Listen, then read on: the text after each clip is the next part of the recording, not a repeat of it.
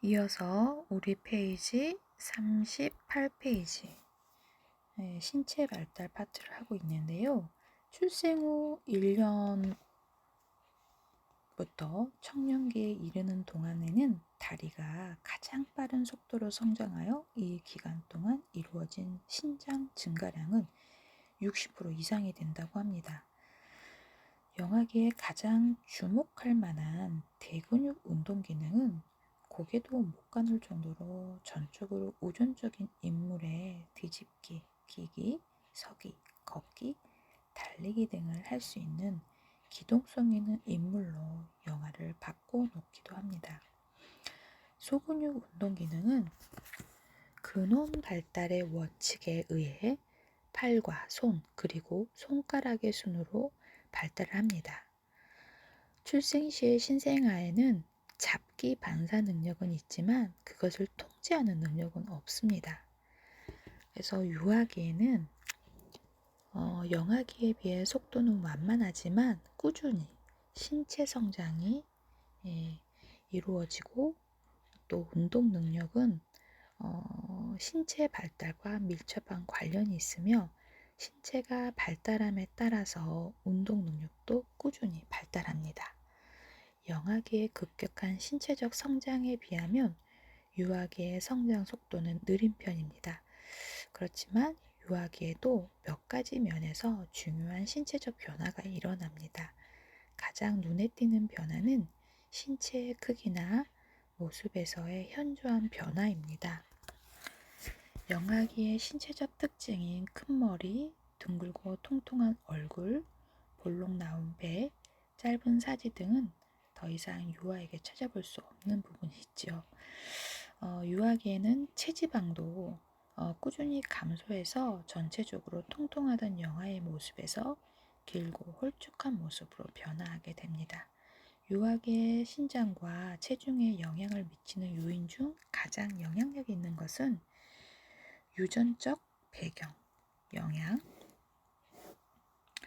또 건강 관리 등이 있습니다. 눈에 덜 띄지만 보다 중요한 변화는 뇌와 신경계의 성숙입니다. 뇌와 신경계의 성숙으로 유아는 새로운 운동 기술과 인지 능력을 발달시키기도 하지요. 유아기에 들어서면서 운동 기술은 급속도로 증대합니다. 영아기에 걸음마를 배운 영아는 유아기에 와서 달리기, 뛰기, 공 던지기, 자전거 타기, 그네 타기 등을 할 수 있고요. 대근육 운동뿐만 아니라 구두끈 매기, 크레용으로 색칠하기 등의 소근육 운동 기술도 발달합니다. 일반적으로 소근육 운동 기술은 여아가 앞서는 반면에 대근육 운동 기술은 남아가 우세한 부분이 있습니다. 아동기의 신체 발달 속도는 다소 완만하지만 신체 비율은 거의 성인과 유사해집니다. 대근육과 소근육도 더욱 강하고 정교하게 발달하는데요. 팔다리의 성장이 몸통의 성장보다 빨라서 학령기 아동의 전형적인 신체 특징인 팔다리가 가늘고 긴 모습을 보이게 됩니다. 머리 크기는 신장의 7분의 1, 8분의 1 정도의 거의 성인과 그 비율이 비슷하게 됩니다. 대근육과 소근육의 기본적 운동 기능은 7살이 되면 거의 발달을 하는데요. 이후에는 기존의 운동 능력이 더 빠르고 정교하게 발달이 됩니다. 기본적 운동 능력인 던지기, 뛰어오르기, 달리기 능력이 더욱 발달을 하며 이를 결합하여 게임으로 발전시켜 나갑니다. 이제 그 협응 능력이라는 게 있는데요. 발달의 가장 좋은 지표인 눈과 손의 협응, 공놀이 같은 경우 같은 예를 들면 연령이 증가함에 따라서 공을 보다 멀리 던지고 보다 잘 받을 수 있는 예를 들 수 있습니다. 그래서 6살 될 때 줄넘기가 가능해지고 7살 될 때는 작은 네모 칸 안에 정확하게 뛸 수 있는 것이지요. 협응 능력의 발달로 자전거, 스케이트, 수영, 단체놀이 그리고 악기 연주 등을 잘할 수 있게 됩니다. 현대에 와서 아동은 대부분 운동량이 부족한데요. 학교도 멀지 않고 방과 후 시간에도 신체교육 놀이 대신에 조용한 학습 활동을 하기 때문입니다. 그래서 규칙적인 운동은 아동에게 많은 이점을 가져다 줍니다. 인내심이 길러지고 잠버릇이 좋아지며 비만 방지에도 도움이 됩니다. 심장 질환을 예방해 줄 뿐만 아니라 학습 능력도 증진이 됩니다. 그래서 아동기에 신체적 활동량 이런 것들이 많아지고 호기심이 왕성해지므로 이제 사고가 자주 발생하게 일어나서 이제 교사가 되시면 이 연령을 담당하신다면 아이들 안전사고에 굉장히 많은 관리와 주의가 필요합니다. 그래서 일반적으로 남아가 여아보다 사고를 일으키는 비율이 높습니다. 에너자이팅 하기 때문이기도 하지요. 사고는 아동기에 발생하는 사망과 신체 장애의 주요한 요인인데요. 특히 교통사고로 인한 사망률이 매우 높다고 합니다. 두 번째, 인지 발달을 살펴볼까요? 인지 발달하면 대표적인 학자가 피아제인데요. 인지 발달 단계에서 영아기를 감각 운동기라고 명명을 합니다. 이제 감각 운동기의 세상에 대한 영아의 인식은 감각 기관과 운동 기능을 통해 이해하는 것에 국한됩니다. 영아기의 사고는 언어나 추상적 개념을 내포하지는 않습니다. 영아가 이해하고 기억하는 것은 자신이 직접 보고, 듣고, 느끼고 행동하는 것에 의존하는데요. 감각 기관을 통해 받아들인 정보가 인지 발달의 중요한 내용이 되는 것입니다. 감각 운동기에 획득하게 되는 중요한 능력 중 하나는 대상 연속성의 개념이기도 합니다. 대상 연속성은 물체가 눈에 보이지 않거나 소리가 들리지 않더라도 그 물체가 계속 존재한다는 것을 아는 것입니다. 대상 연속성의 개념은 인지 발달 단계와 병행하여 발달을 하는데 이 개념을 획득하기 위해서는 자신의 주변 세계와 분리된 독립된 존재라는 사고를 할 수 있습니다. 단어나 문장을 습득하는 시기에는 개인차가 있지만 대부분의 아동은 언어 획득 시에 동일한 발달 단계를 거칩니다. 일반적으로 아동이 알아들을 수 있는 단어를 사용하기 시작하는 것은 12개월이라는 사실에 대부분의 사람들은 이해할 수 있는데요. 영아는 단어를 표현하기 오래전부터 울음이나 표정, 몸짓 등 비언어적인 행동을 통하여 의사소통에 대한 부분을 이제 실현을 하는데 영아는 단어 자체가 아니라 말의 리듬, 그다음에 높고 낮음, 강약에 대해서 반응을 하기 때문에 이를 통해서 상대방의 말에서 감정적인 단서를 알아차리게 되는 부분입니다. 그래서 화난 목소리가 나면 행동을 멈추고 다정한 목소리에 대해 반응을 보인다고 이해하시면 될 것 같습니다. 제가 이제 강아지를 키우는데요. 이런 부분들을 이제 학습 행동주의 이런 우리가 이제 그 발달을 공부하다 보면 그 행동주의 학자들에 대한 그런 실험들이 있잖아요. 그래서 높고 낮은 리듬, 강세 이런 부분에 대해서 강아지들도 IQ가 굉장히 높은 강아지들이 있어요. 그래서 제가 이제 이런 부분을 연습을 한번 실험을 해봤는데 강아지가 예를 들면 아이고 예쁜 강아지 이리 오라 이러면 되게 이제 꼬리를 치고 오는데 반대로 아이고 이쁜 강아지야 이렇게 소리를 지르면 오히려 저기 이제 집으로 숨는다든지 의자 밑으로 숨는다든지 반대로 빵꾸똥꾸 이리 오너라 그러면 되게 꼬리치고 와요. 그래서 이렇게 강약에 따라서 그래서 좀 전문용어로 말하면 눈치를 보는 거죠. 그래서 이제 감정적인 단서라는 되게 이제 고급 용어를 교재에서는 말하고 있는데 감정적인 단서로 알아차리는 거 이제 이런 사인들을 아이들이 언어적인 이제 그런 행동에 대한 부분, 의사소통에 대한 방법을 꾀하는 과정들을 거치게 되는 부분이 있습니다. 유아기에는 인지적 성장과 언어 발달이 빠른 속도로 이루어지는데요. 유아기 동안 뇌의 성장은 유아로 하여금 정보를 보다 효율적으로 처리하게 해줍니다. 유아는 이제 눈앞에 존재하지 않는 대상이나 사건에 대해 정신적 표상에 의한 사고를 할 수 있으며 상징을 사용할 수 있는 능력을 갖게 됩니다. 이 시기에 습득하게 되는 언어는 상징적 표현의 중요한 수단이 되는 것입니다. 유아기에는 또한 단어의 습득이나 문법의 숙달로 인해 영아기에 비해 의사소통이 보다 효율적으로 이루어질 수 있습니다. 그런데 유아기에는 아직 실제와 실제가 아닌 것을 완전히 구분할 수가 없기 때문에 자기중심적인 사고를 하는 특성을 지닙니다. 또한 어떤 사물이나 사건을 대할 때 사물의 두드러진 속성에 압도되어 두 개 이상의 차원을 동시에 고려하지 못합니다. 이러한 사고의 특성으로 말미암아 보존 개념, 유무 포함, 서로에 관한 개념 습득이 어려워지는 부분이 있습니다. 그래서 유아의 사고는 논리적인 조작이 불가능하기 때문에 존조작기라고 할 수 있습니다.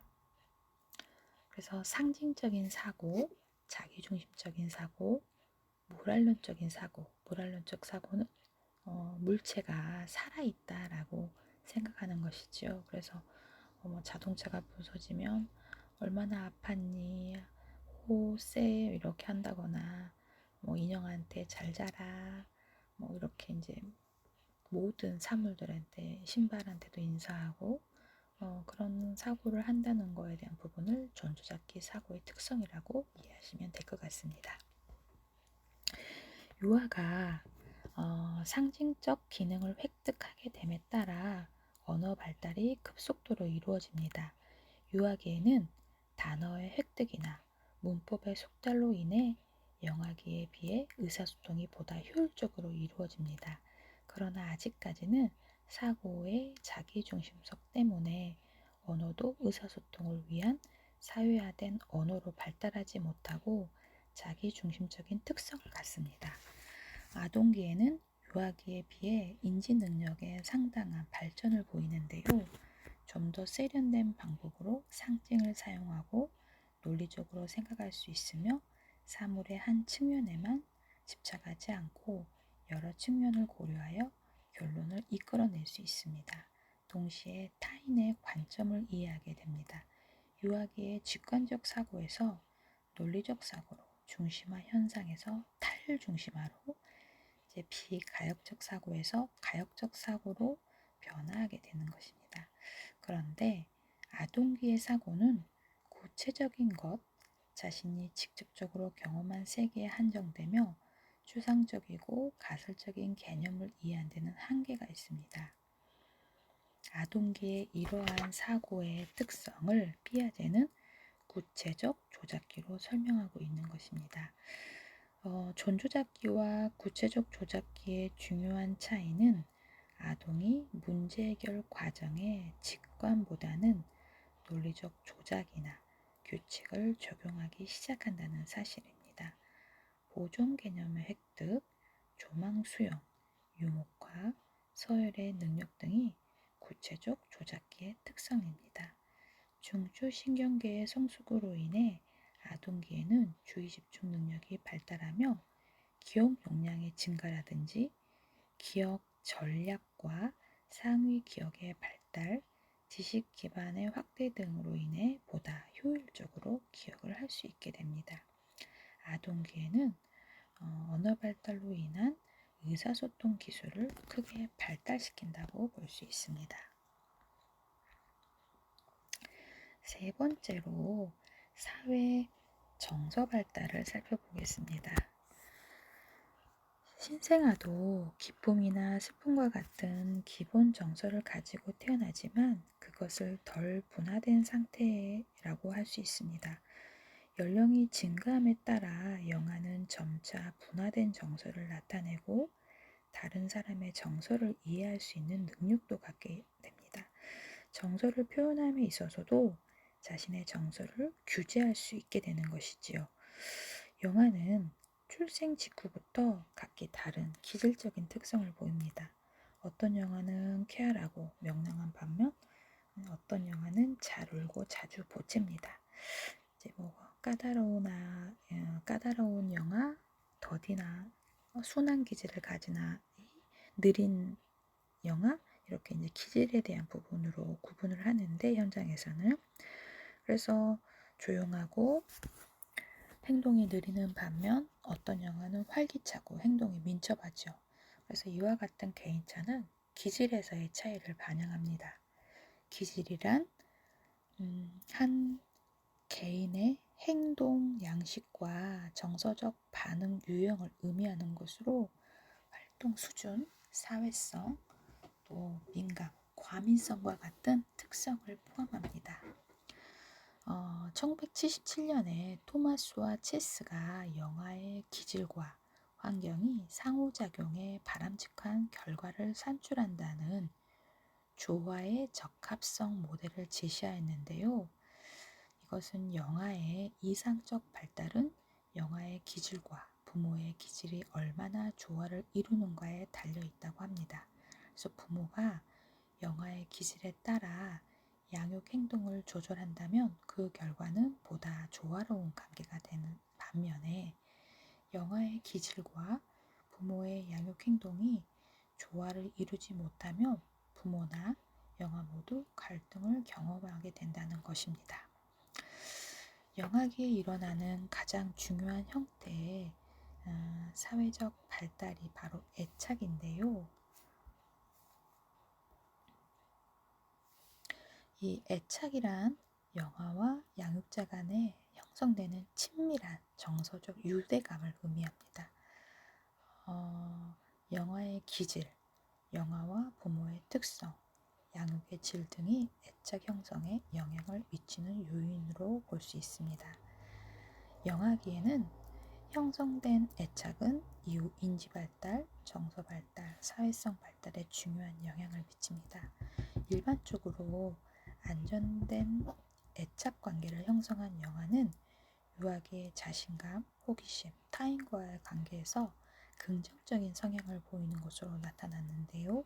아동기에 접어들면서도 도전적인 과제를 잘 해결하고 좌절을 잘 참아내며 문제 행동을 덜 보이는 것으로 나타납니다.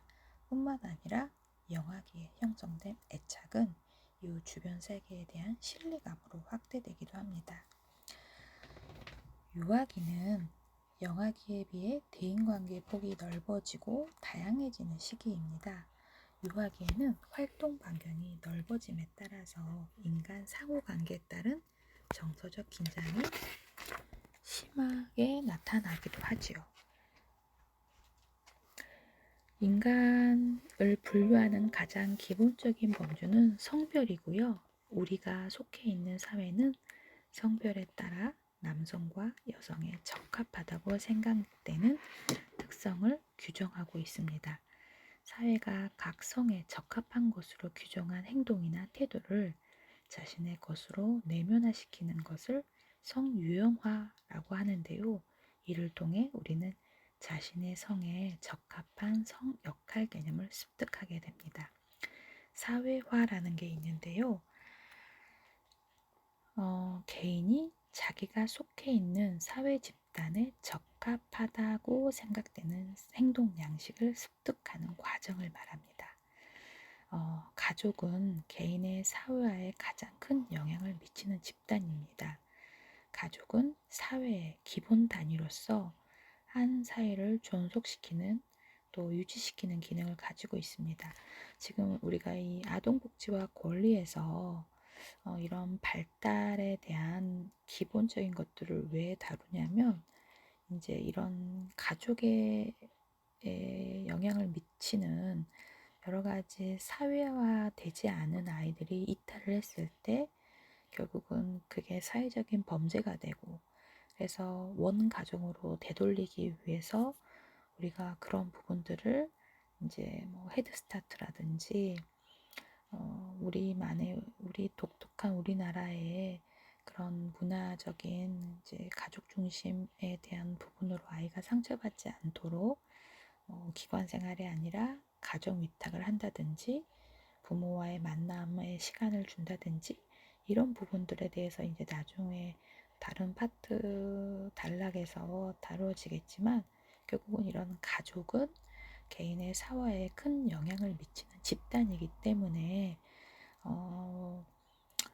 이제 아이를 방치했을 때 부모를 교육시키거나 또 아니면 일시적인 보호를 하면서 아이가 원 가정으로 돌아갈 수 있도록 하는 것이 진정한 복지라는 부분에 대해서 이제 이런 기본적인 아동 발달을 이해하는 부분을 이제 최종으로 4학년 2학기 때 정리를 해드린다라고 생각하시고 편하게 스무스하게 들으시면 될 것 같아요. 가족은 사회의 기본 단위로서 한 사회를 존속시키고 유지시키는 기능을 가지고 있지요. 그래서 인간이 세상에 태어나서 사회 구성원으로 성장할 수 있는 터전이 바로 가족입니다. 부모는 아동이 이 세상에 태어난 최초로 관계를 형성하는 대상이고 형제는 아동의 출생 후 처음으로 경험하는 또래 집단이자 가장 오랫동안 개인의 사회화에 영향을 미치는 중요한 인물이 됩니다. 그러므로 부모의 양육 태도와 형제 관계는 아동의 사회와 가정에 지대한 영향을 미치게 됩니다. 이제 학동기의 아동은 자신의 에너지를 내면화하여서 사회 문화적 기술을 익히는 데 사용하게 되며 자신에 대한 개념도 형성하게 됩니다. 또한 아동의 활동 반경이 가정에서 벗어나게 됨에 따라 부모나 형제뿐만 아니라 또래 집단이나 주위 환경이 사회 정서 발달에 영향을 미치게 되는 부분이 있습니다. 그래서 도덕성이라는 게 개인이 다른 사람과의 관계에서 지켜야 할 사회 집단의 규칙을 인식할 수 있는 능력이지요. 그래서 가끔 이제 문제가 있는 청소년들 기사를 보면 결국은 그 부모가 교육을 시키지 않아서 이제 그런 문제가 생긴다. 학교에서 제대로 가르치지 않아서 그렇다라기보다 이제 도덕성. 그래서 결국은 그 아이가 속해 있는 그 부모의 인간성, 인성에 대한 부분까지 이제 우리는 이야기를 하는 부분이 있는데 이런 도덕성 발달은 자신이 속한 사회 문화 규범에 따라 행동하고 배우고 이를 자신의 것으로 받아들이는 과정을 통해 이루어지는 부분이지요. 그래서 정신분석 이론에서는 도덕성의 발달이 부모에 대한 동일시를 통해 이루어진다라고 정신분석에서는 이런 부분을 해석해 놓았는데 그래서 아동은 남근기의 오이디푸스 컴플렉스를 해결하기 위해서 부모의 행동을 동일시하는 과정을 통해서 부모의 도덕적 기준을 내면화하게 되고 이렇게 내면화된 부모의 가치 기준이나 외적 규범에 위배되는 행동을 하게 되면 죄책감을 느끼게 되며 이것이 바로 아동의 양심이 된다는 것입니다. 사회학습 이론에서는 부모의 행동에 대한 모방과 자신의 행동에 대한 강화를 통해서 도덕적 가치를 배우게 된다고 보았습니다. 또 다른 한편으로 인지발달 이론에서는 도덕성이 인지발달과 병행해서 발달한다고 보았는데요. 자기중심적 사고에 벗어나 타인의 관점을 이해하는 어느 정도의 인지적 성장이 이루어지기 전에는 도덕적 판단이 불가능하며 특정한 인지 능력을 기초로 하여 각 개인은 옳고 그름에 대한 자기 나름대로의 규칙을 형성할 수 있다고 합니다. 그래서 아동이 초등학교에 입학하면 가정 밖에서 보내는 시간이 많아지고 출생 초기의 사회성 발달은 부모와의 애착 형성에 기초한 것이지만 성장함에 따라 점차 접촉 대상이 확대되어 학교나 또래 집단의 비중이 커지게 됩니다. 이러한 또래 집단은 이웃에 살며 연령이 비슷하고 동성애 아동이 구성이 되면 외모, 성숙도, 운동기술, 학업, 성취나 지도력에 따라 서열이 형성되기도 합니다. 그래서 학교는 아동에게 매우 중요한 사회적 활동의 장이 되기도 합니다. 그래서 현대 사회에 접어들면서 가정의 교육적 기능이 약화되게 따라서 학교는 아동의 사회화 과정에 중요한 역할을 하게 되고 있는 부분이 있습니다.